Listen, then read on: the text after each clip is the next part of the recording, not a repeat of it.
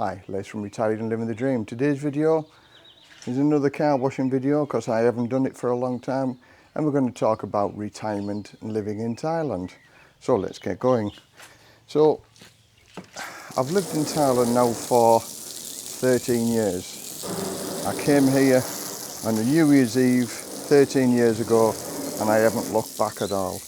And I've done many videos. We've just been away on a holiday for a month. And we went up to Ban Rak Thai, Chiang Mai, Pai. So have a look at them videos and see what you think. Because it's absolutely stunning, the beautiful place to go. But I sing the praises of Thailand about retirement to Thailand. Is it time you retire to Thailand? Because at the end of the day, looking at the news, basically I look at every day at the news, and it's horrible to see, isn't it, what's going on in the UK with regard to your tax rises, your heating rises, your council tax is going to go up, everything is going to go up. And I did a video just after the Labour came in. I think it's something like 7 days to destroy all hope. And let's face it, there's been no other videos about what's going right in the UK. It's all doom and gloom and people being disappointed, and every day there's a sort of a new scandal coming on the horizon with regard to what's going on, what's going to get cut and what's going to go up in prices. Now Thailand, you don't get any of that. There's inflation, yeah, inflation is in every country, but in reality, living here in Thailand is a wise thing to do, I think. Why not go where your money goes a lot further? And for me, the money goes a lot further here. We're on about 60,000 baht a month living on here, and we can comfortably live on that amount of money here. And I mean, look at the weather. Here we are in January, and I'm washing my car in a t-shirt because it's nice and warm. And by living somewhere where it's affordable, it takes all of them stresses away. The stresses of, robbing Peter to pay Paul and things like that. I've none of that since I've moved here. Have a look at my video. I think I've got about 500 odd videos at the minute, and it's all about living here in Thailand and what you can expect. Get your cloth. So it's worthwhile living here. Let's face it, the rent that I pay for this place, or I used to pay the rent because I'm buying it now, it used to be 12,000 baht a month. So I'll put the figures on there on the screen with regard to the cost in euros and the cost in US dollars and things like that, and it gives those people who don't live in Thailand an indication of how much it's going to cost. Because at the end of the day, cost comes into everything, doesn't it? How much it costs to live somewhere, whether you can afford to live there. Let's face it, we'd all like to live in a nice part of the world, and I've got to say I live in a nice part of the world by living here. And again, we're going to go through some of the other costs and things like that of living here. Food is so cheap. Again, on all the videos that I did on holiday, I did videos on how much it costs for various types of food, and I did the costs again in US dollars, euros and pounds. So you get an indication how much you pay for hotel accommodation, the food costs, things like that. Have a look at the videos. I've visited some stunningly beautiful locations, and the hotel accommodation. Some of the really nice hotels that we stopped in were less than £100 a night. Some a little bit more, maybe 110, but they were an exception. On the whole, they were less than £100. So we were away for a month.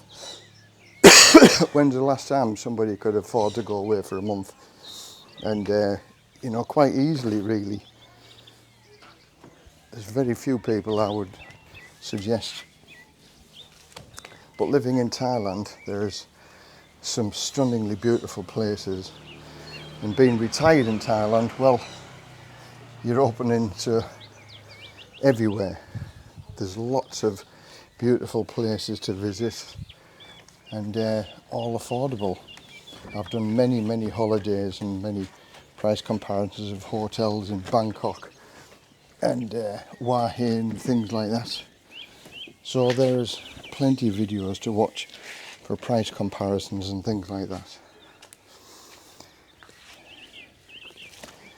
Getting here, the visa, the types of things that people ask me is how easy is it to get the visa and things like that here. Well, it is. It's very easy. I have all sorts of workarounds for the visas, all legal and above board, but there are more ways to skin a cat when you're living in Thailand, and it's all legal. I wouldn't suggest anybody to do anything illegal, but some people worry about, you know, not qualifying for the various regulations, what the Thai immigration are looking for. Now, there are numbers of agents who will solve all them problems for you for a small fee. What's the small fee, people are asking? Okay, the small fee could be anywhere from 30,000 baht, and again I'll put the US dollars and euros and things like that, anywhere from about 30,000 baht up to 60,000 baht. But when all said and done, they all do the same thing. It's finding the right places to go to that charge a reasonable price and you know, do the same service. You get the same visa and the same results. But shopping around and going to various people, you know, that's what it is. It's like everything else, it's a marketplace.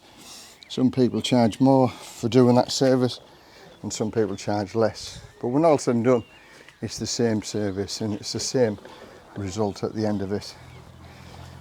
But I would say go to those people who've lived here, who can advise you on that. And reputation works. Those people who can get recommended or recommendations from somebody, them are the people to go and contact. There are horror stories, of course, there is, for, you know, agencies ripping you off. But that's what I'm saying, go on all the forums, go on all of the expat forums with regard to recommendations for agents and things like that. I have a couple of recommendations that I send people to.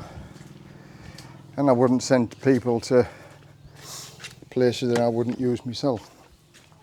Not that I've used an agent, because I'm a strong believer in being able to do everything yourself. And you can do everything yourself here. It's just a bit more legwork and paperwork. There are some things that are more easier than others. Trying to open a bank account now in Thailand is very difficult because of all of the Ruskies. You know, they were basically washing the money. So now, because of what they were doing, makes it a little bit more difficult for people to open a bank account, but not impossible. Again, an agent can do these things for about 5,000 baht. And for those people who think, oh, I can go and do it myself, and you probably can. But it is very difficult. I've talked to so many people who have been to like half a dozen different banks, and some of them say no, some of them say definitely no, and some of them, unless you're putting a lot of money in, and a lot more than 800,000 baht that you need for getting your retirement visa, and then they may consider you. Nothing's definite. But if you go to an agent will charge you about 5,000 baht, bank account opened in the day. then you can start planning towards getting your retirement visa. It's a bit of like a chicken and egg. You can't get your retirement visa unless you've got a bank account. You can't get a bank account unless you've got your retirement visa. And that's where the agents come in, because they sort all that thing. They wave their magic wand, and next thing you've got your visa. And it's not difficult at all. People go on about not feeling accepted in Thailand. Well, I've never felt that. I've lived here for 13 years and I've never felt not accepted. I have a good lifestyle here. People are nice. Crime is sort of non-existent, and that in itself is a wonderful feeling. You know, the fear of crime. I watch that on the news and wow, shoplifting epidemic. It's like it's a cancer, it's grown because the police don't do anything, and the criminals know that now. So I've seen videos where they just raid a shop knowing that nobody's going to do anything about it and take hundreds and hundreds and hundreds of pounds worth of products.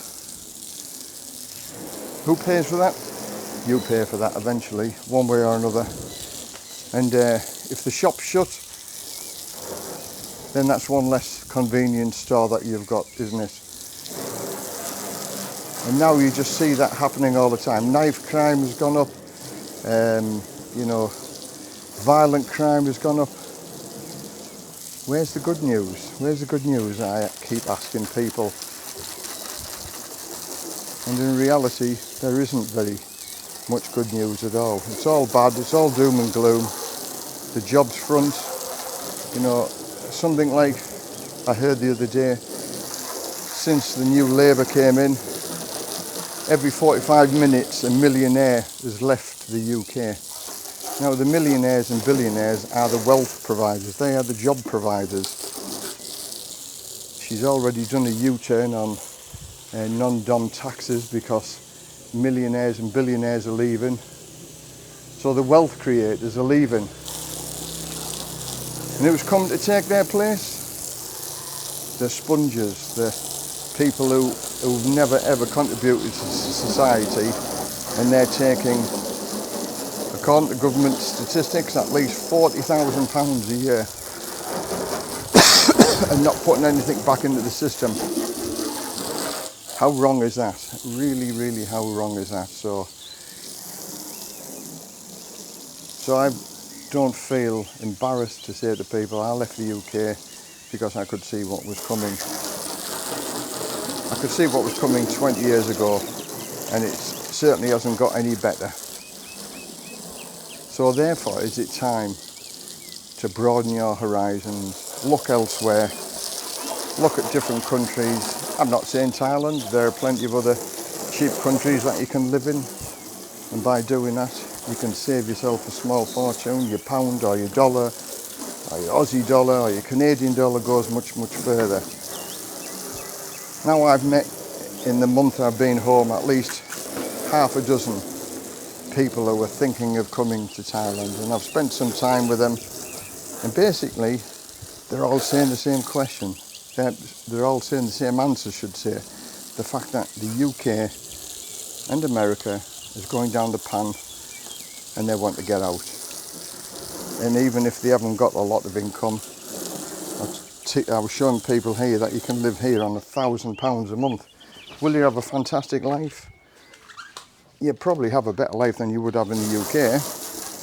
But I think the sweet spot here is about £1,500. That's about $2,000 a month. And if you have that amount of money, you can live a goodish lifestyle here. As I say, we're on about £1,400 a month, and next year I get my state pension, and then I'll be on a couple of £1,000 a month, which will be absolutely fantastic. And that's when we're really, really going to do the travels. So have a look at my videos, see what you think. If you like it, give it a thumbs up. If you don't like it, give it a thumbs down. Leave a comment down below, and subscribe would be lovely, because we're almost at 14,000 subscribers now. So we're getting there. Our channel's growing week by week. Thanks to you for watching and making the comments. So from Les, retired and living the dream, bye for now.